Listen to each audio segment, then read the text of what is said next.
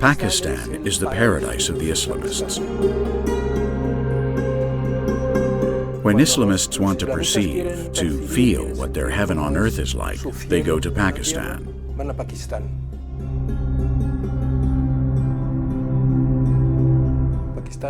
Pakistan means the land of the pure.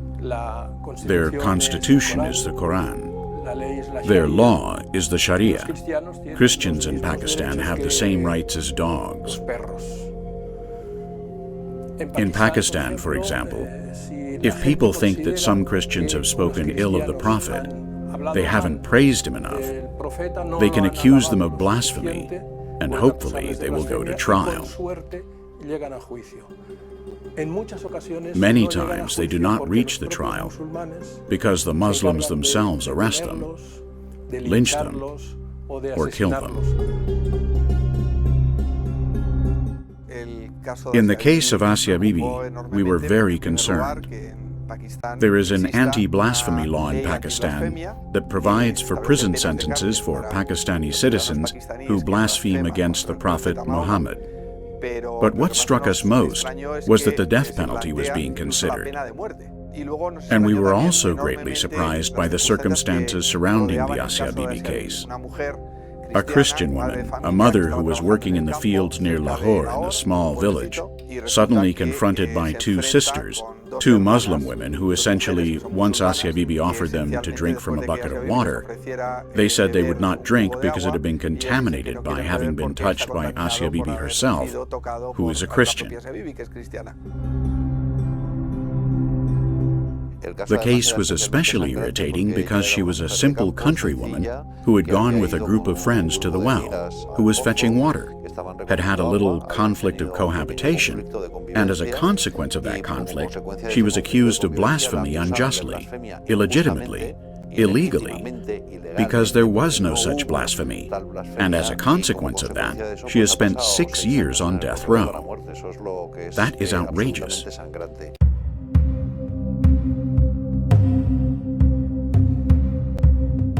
So I became more aware of her case, more knowledgeable about the background, what exactly she was being charged with, that sort of thing.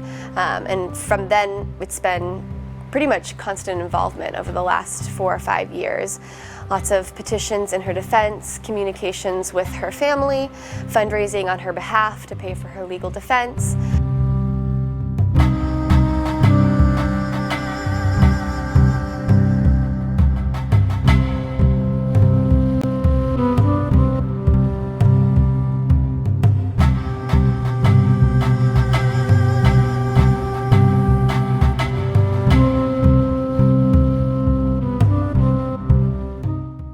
We at that time studied here internally what we could do.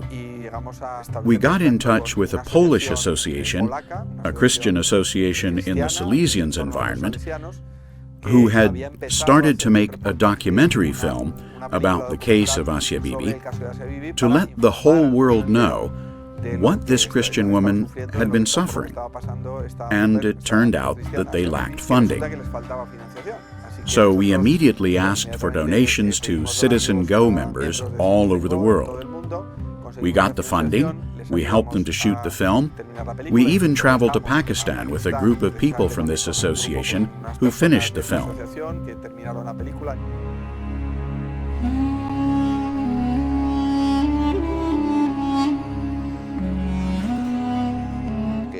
Asia Bibi has become an icon of the defense of religious freedom. That is what seems to me most relevant. That she has become an icon for us, for those who defend religious freedom. Unfortunately, it has also become an icon for those radical Islamists who defend the Sharia in all its harshness, in all its demands, and in all its cruelty, including the law that criminalizes alleged blasphemy. We contacted the family of Asia Bibi through the person who had been helping her husband and daughters, Yosef Nadim. And in Pakistan, we were able to meet Asia Bibi's husband, Asik, and the daughters of Asia Bibi. We saw the house where they lived, the school that had taken the father as a school worker so that he could earn his living, and also met the daughters as students in the school.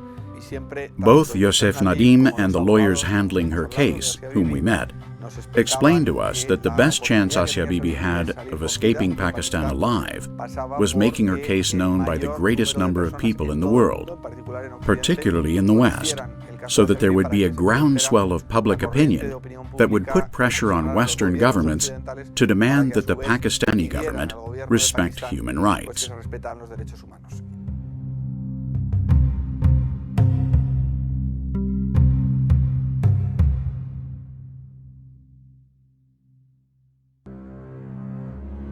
Christians in Pakistan live in ghettos. The Pakistani authorities do not call these ghettos, they call them colonies. We visited St. Joseph's colony, St. Joseph's ghetto, shortly after the Christians returned to live there. It had happened that a boy living in the ghetto had been accused by a Muslim hairdresser of having despised the Prophet Muhammad. Then groups of Muslims entered the ghetto, persecuted and attacked the Christians who lived there, ransacked their homes, set fire to the ghetto, and razed it to the ground. Of course, the ambulances, the police, the firemen arrived late. No one was ever arrested or charged for the assault on the St. Joseph ghetto. We happened to be there when the Christians had started to return to the ghetto. We could see that the Christians lived in those ghettos.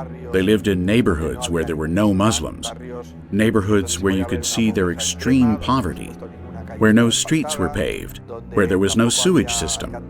People threw their waste into the streets.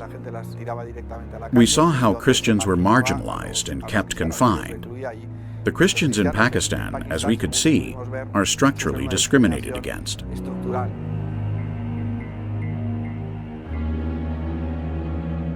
What impressed me most of all was that after 2 or 3 years after that neighborhood had been burned down, virtually every house in that neighborhood above the door had a Christian cross and sometimes a few words in Arabic to identify themselves as Christians. That's to say that these people were not only not afraid, or perhaps they were but could overcome their fear, but also wanted to give public testimony of their faith. With this, they were also telling the radical Muslims that they would never convert to Islam and that they were capable of suffering the consequences and opposing these violent people who wished to attack or even kill them. Altogether, it was a very strong experience.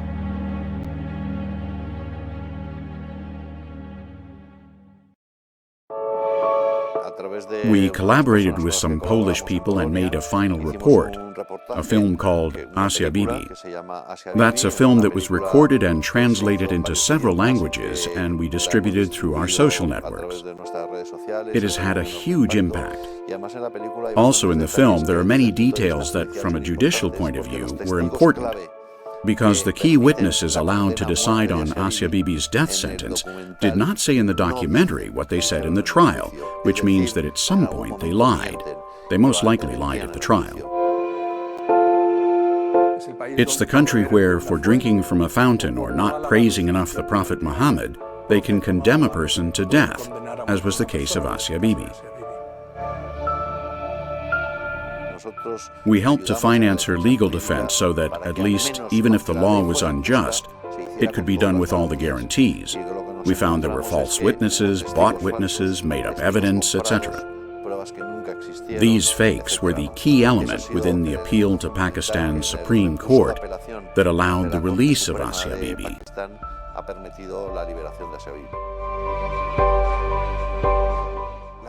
International pressure has been the key element that has allowed the government of Pakistan to dare to confront the most radical Islamist groups. In particular, a radical Islamist political party that organized the revolts and put a price on her head. Some of the mullahs and most radical religious leaders of Islam associated with this party issued a fatwa against Asia Bibi. They promised immediate salvation to any Muslim who killed Asia Bibi.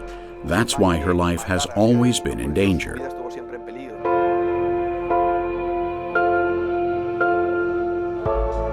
I think politicians listen when their constituents are concerned about an issue, and I think that CitizenGO was a tool for citizens from the United States and from around the world to tell international leaders that they were concerned about this case. They're concerned about the blasphemy laws in Pakistan, but more so they were concerned about the personal story of Asia Bibi, a mother, a wife who's been put in jail for nothing, essentially, for her Christian faith.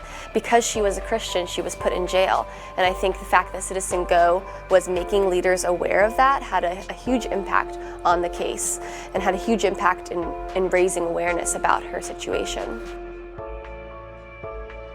This international pressure led the government of Pakistan to put Asia Bibi in a high-security prison in an isolation cell where she would not mix with other prisoners. They did this essentially because they wanted to protect her life. They knew that if Asia Bibi was killed in the prison, governments around the world would blame the government of Pakistan. Around the world, Pakistan would have been perceived as a third world country which is not able to control or protect one of its citizens, in our case, Asia Bibi.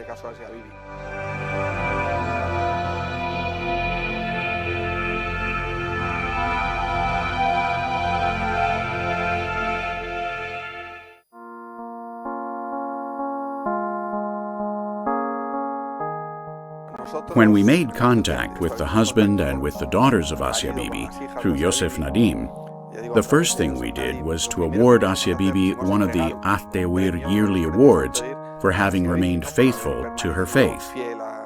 In prison, they proposed Asia Bibi to convert to Islam and immediately release her from prison. She denied it, saying that she was a Christian. It seemed to us an example of courage, the example of a mother unjustly condemned by a law that attacks religious freedom. We invited Asia Bibi's husband to come and collect the prize in Madrid. That was our first personal contact we had with Asia Bibi's family. We organized the Congress of Persecuted Christians, where the protagonists are the persecuted Christians themselves who tell their testimony. The first was here in Madrid and coincided with this award ceremony. The second Congress was in New York, and a part of that Congress was held inside the United Nations. CitizenGO organized in April of 2016 an event at the United Nations. The event was intended to raise awareness about Christian persecution, and Asia Bibi's husband, Ashik, and his daughter, Esham, were able to come to the United Nations to speak on her behalf, to raise awareness about her case, and to ask delegates at the United Nations to act on her behalf, to ask the Pakistani government to release her. The event went very well. It was very well received by the community at the United Nations. This is an issue that they care about. It's an issue that we can agree with the United Nations about, that religious freedom is something that should be defended and that Christians should not be put in jail for their faith. So we were able to bring her in front of delegates at the United Nations, asking them to act on her behalf, but we also were able to raise media awareness and to give a personal touch to the event because it was her daughter and her husband at the event. We have also helped to raise awareness and to make this reality accessible to the media. There have been many media outlets that have had the opportunity to interview the father and some of the daughters of Asia Bibi. But the most important thing has been our fundraising to help support the family and their legal defense.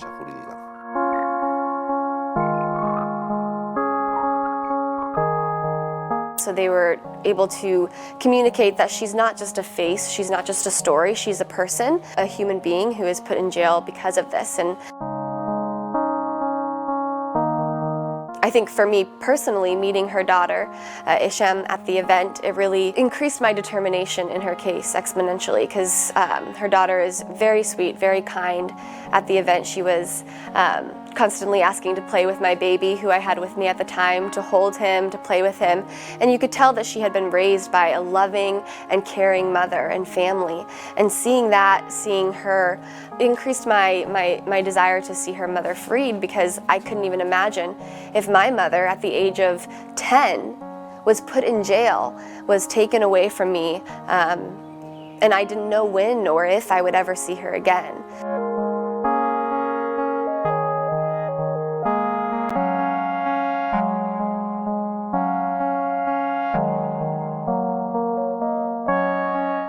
We accompanied them to Rome. They had a meeting with the Pope. In short, we provided human accompaniment. On another occasion, we wanted to invite them to another Congress of persecuted Christians in Madrid.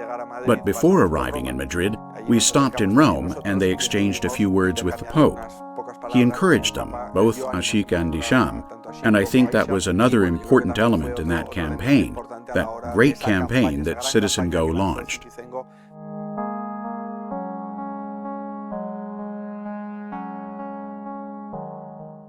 Tonight, Bibi arrives in Canada.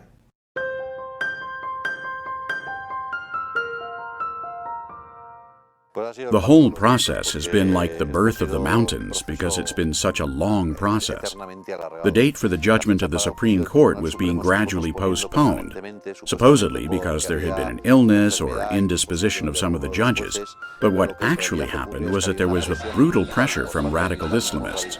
These radicals had said that if Asia Bibi was declared innocent, she would be killed in the streets. That's how they verbalized it. There was also a lot of pressure from the West, mainly from the US, on Pakistan to listen. If they wanted to receive development aid, they would have to provide reasonable security to their citizens in a reasonable country. There were also several Islamic imams who signed a document in defense of religious freedom, etc.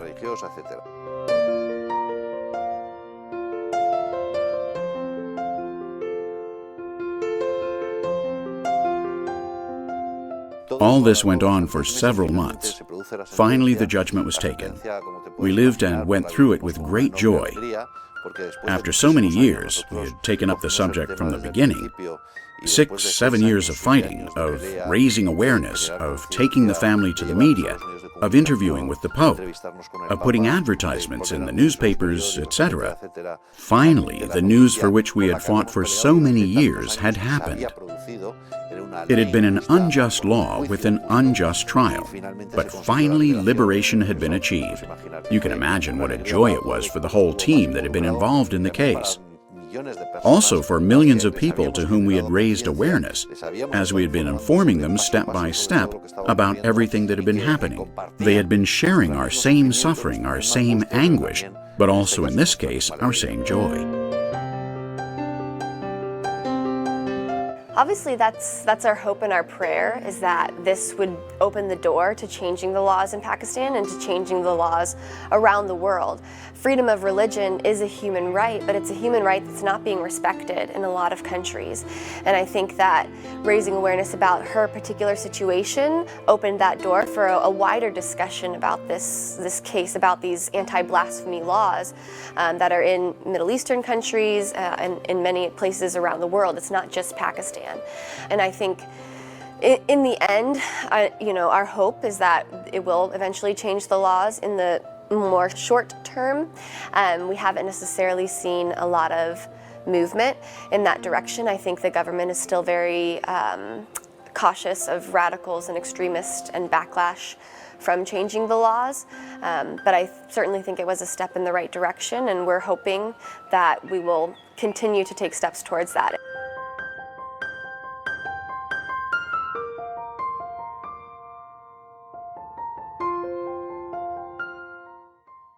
But just after her release, we faced another threat for quite some time because the radical Islamists had threatened that they would kill her if she were taken out of prison.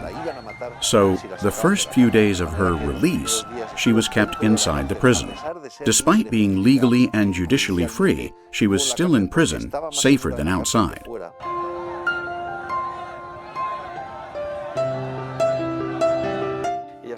Once out of jail, she had been kept safe somewhere in Islamabad, in the capital.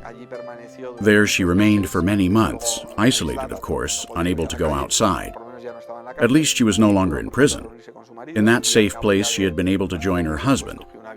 Several months later, she took a plane, when nobody in Pakistan was aware and the radical Islamists were not so watchful, and she was able to fly out to a Western country where she reunited with her family, and where she is now, again, confined, because she does not dare to go out to the streets, as there are radical Islamists and Pakistanis who could recognize her anywhere in the world.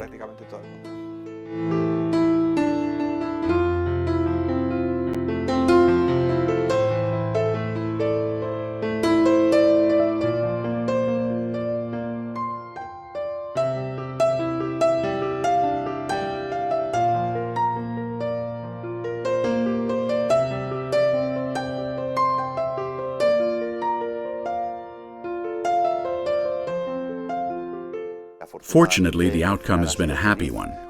She is now reunited with her family. She lives in a free country. She can pray freely to her God. That is what we are fighting for at CitizenGO to happen all over the world, to all the Asia Bibis. Asia Bibi has been the icon that generated awareness, that has generated mobilization. But unfortunately, she's not the only one. There are many Asia Bibis in the world, not only in Pakistan, but also in Nigeria and other countries. I think one of the main unresolved issues in the world is the issue of religious freedom. I think that what we have to do is to continue to mobilize, to continue to talk about these cases, and to continue to put pressure on our governments to intercede, to take an interest in these Christians who are suffering religious persecution, particularly in those countries where it is the police that persecute the Christians for exercising their religious freedom and rights.